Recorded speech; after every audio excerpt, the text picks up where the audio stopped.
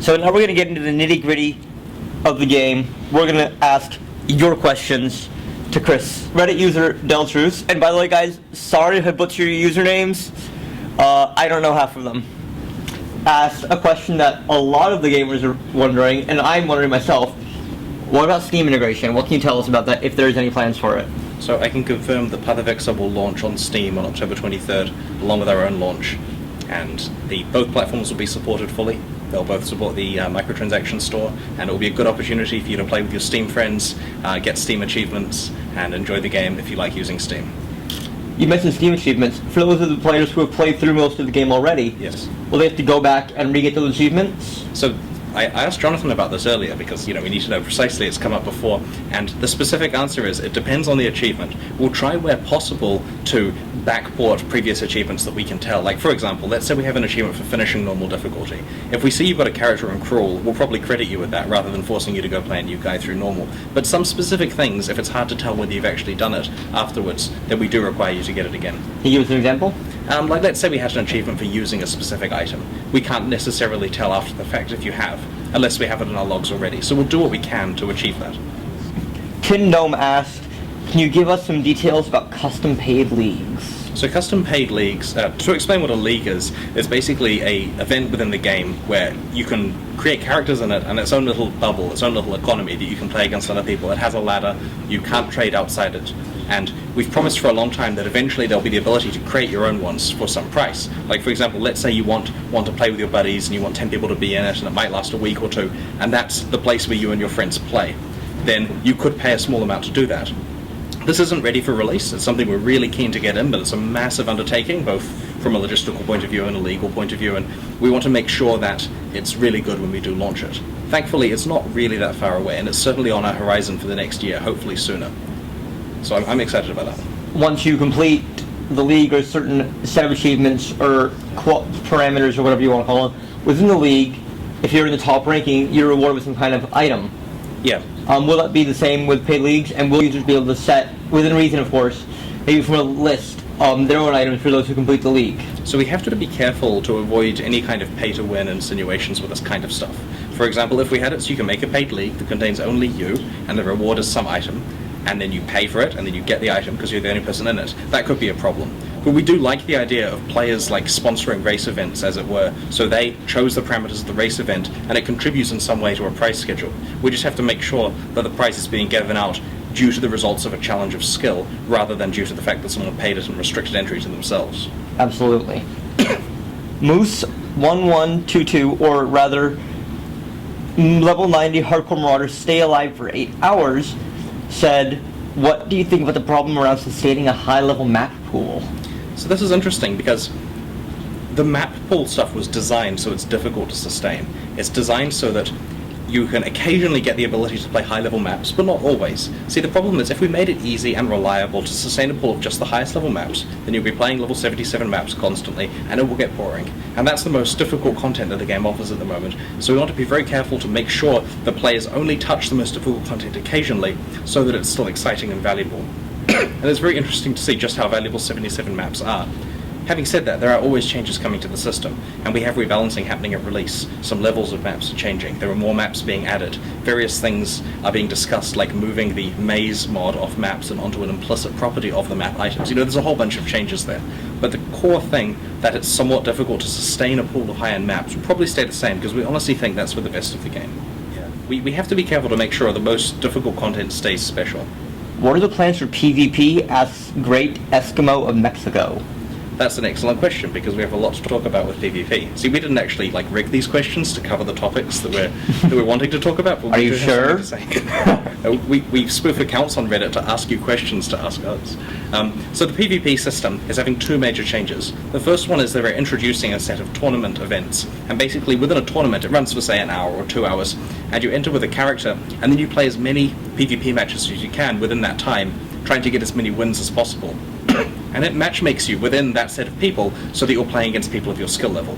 This means that you avoid the situation where someone who's bad at it joins, and after a few losses they're still playing against pros who kick them each time.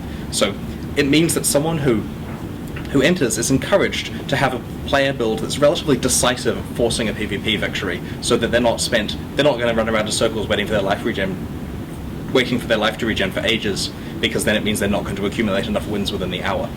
The second type of PvP thing that we're introducing is Team Capture the Flag. And this is themed along the lines of the bandit quests in Act 2, where you can choose which bandit to ally with. In the Team Capture the Flag, you're at a bandit's camp, and you have to go and raid one of the other bandit camps in order to capture the flag and bring it back. And these are, I think, 6-person teams, though I'll have to check with the guys back home to see if they're limited to 5 or not. But it's really cool because you have so much build diversity across a 6-person team, especially in PvP. You never quite know what guys they're going to have left behind at the camp to completely own you when you turn up. That sounds like a blast. It's a lot of fun.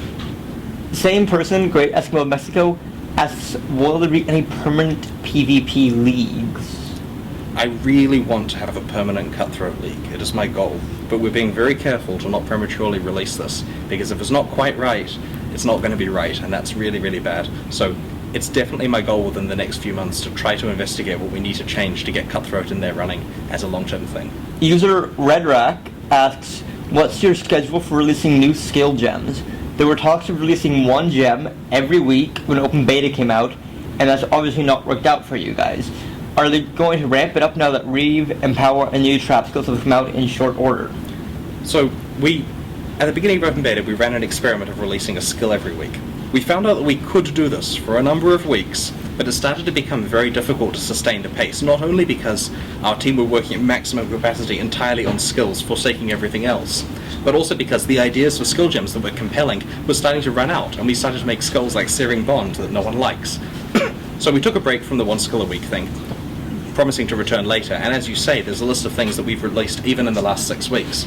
So our pledge for full release is we're looking at a content patch every 2 weeks, rather than every 1 week. This is basically so we get a week of hard work on that and a week to do other stuff that benefits the game. And we're hoping that each one of these will contain a skill. It's not a promise though, it could contain a pile of monster mods or some new map mods or some other type of benefit that improves the game. But it will probably be on a 2-weekly patch schedule. Do you want to take a break to get some water? You seem I'm like okay, you're thanks. coughing. Okay. You actually answered this for Madrox Man. He asked, are they implementing any new monster mods? You just answered, like, possibly releasing new monster mods every 2 weeks in the skill patch, in the new patches. So I can be more specific about this. We have these challenge leagues in the game that are introduced every 4 months. And the last ones that were added were Anarchy and Onslaught about 4 months ago, and they're ending a matter of days from now. So challenge leagues, which are 4-month economies, come with some mods to make them interesting. And we're introducing 2 new challenge leagues with release. And one of these, called the Nemesis League, is all about monster mods. So the way that challenge league works is that every rare monster that you encounter can have 1 Nemesis mod added to its pool.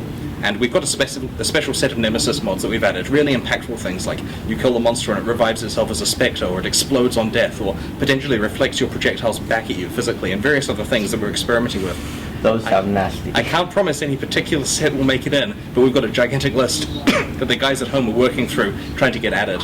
And the basic plan is every rare monster in the Nemesis League is your nemesis. They're going to have an extra property to completely screw you over. The intention, of course, with these challenge leagues is after the league's over, we take the feature, and if players liked it, we fold it back into the main game. Like with the Anarchy League, we introduced Rogue Exiles, and seeing we had such a positive response and so many player deaths from them, we're putting Rogue Exiles everywhere. Obviously rebalanced somewhat, but if the Nemesis monster mods work well, everyone gets them. If people hate them, well, maybe not. Madroxman also asked, do they foresee potential of item bloat endgame, whereby it becomes near impossible to create uniques without creating large imbalance? So I think the backstory behind this is that if people spend $1,500 to buy an Eternal Pack, then they get the ability to design a unique item. And this is an item they don't receive themselves, it just gets added to the game. And it's a process where we work with them to come up with something they're happy with. They don't just get to dictate the stats. But there's to some extent a bit of power creep where people want to have the most awesome item that's added. They want the most effort put into it. And so gradually over time, these unique items are taking more and more effort to make and require more and more custom stuff on them. 2 specific properties on some. We generally try to come up with one really cool catch for each one. And it may be possible that eventually we exhaust the list of things that are possible on uniques. But we're still hundreds of uniques away from that, I feel. Apollons or Apollons asks, currently the spell options in this game are somewhat underbalanced. Most players are playing Spark, Discharge, or Freezing Pulse, with Ice Lance having its niche for gathering power charges.